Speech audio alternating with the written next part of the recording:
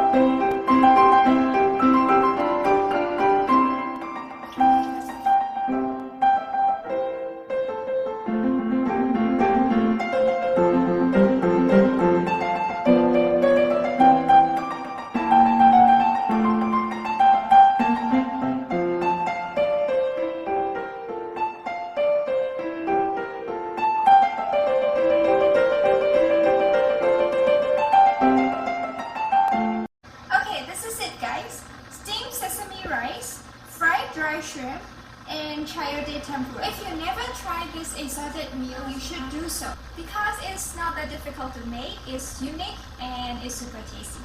So maybe try to cook this meal for your loved ones. It will be a hit.